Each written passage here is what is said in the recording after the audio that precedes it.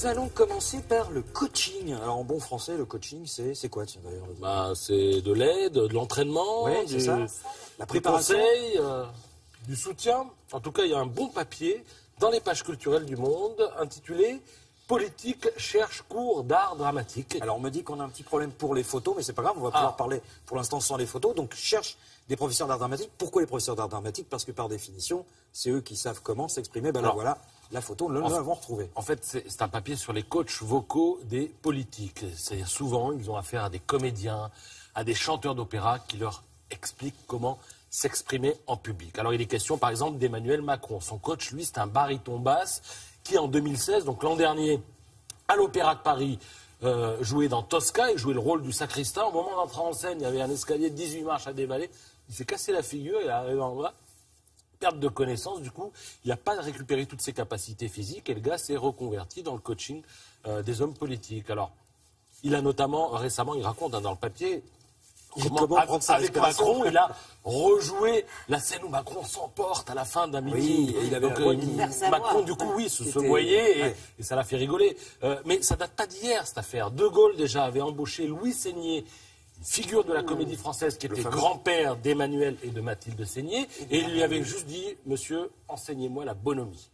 Donc l'utilisation d'acteurs par les politiques, ça ne date pas d'hier. Et ça peut tourner parfois même à l'analyse. L'un des coachs témoigne, oui, limite, parce que l'un des coachs témoigne et il dit qu'il a eu affaire à une femme, donc on imagine une femme politique qui à un moment a fondu en larmes, elle avait du mal à s'exprimer clairement, à parler fort.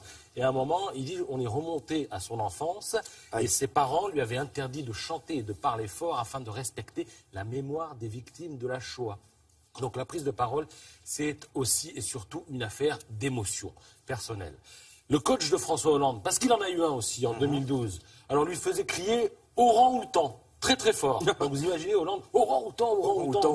Pourquoi? Parce que ça fait travailler la respiration diaphragmatique, nous explique le coach. Le mot orang-outan. Oui, le mot orang-outan, vous pouvez y aller. Orang-outan. Voilà. Ouais. Et le coach, face à son élève, souvent se présente et il fait un test. C'est-à-dire qu'il sourit. Donc l'élève lui renvoie le sourire. Ensuite, il assombrit le regard. L'autre, du coup, se ferme. Et il lui dit, là, vous voyez, apprenez à ne pas répondre à l'agressivité par l'agressivité. Il y a beaucoup de mimétisme dans les relations interpersonnelles entre les gens. Donc il faut que les politiques arrivent à se détacher un petit peu de tout ça. Ils doivent aussi apprendre à défendre l'indéfendable. Par exemple, il arrive qu'un coach dise à un politique, Jacques Brel est nul, et vous allez me le dire, me le démontrer, me convaincre qu'il est nul, qu'il ne sait pas chanter, par exemple. Ah oui. Voilà. Et il y a aussi un spécialiste dans le papier qui note que quand François Fillon dit qu'il sera au second tour et qu'en même temps il a un retrait labial, c'est qu'il n'est pas complètement sûr de lui. Voilà, il y a tout un tas de trucs qui sont analysés par les coachs et parfois papier, on peut soignés, entre guillemets, par les coachs. C'est ça ? Il est dans Le Monde, c'est page 18, si mes souvenirs sont bons, ça fait une page entière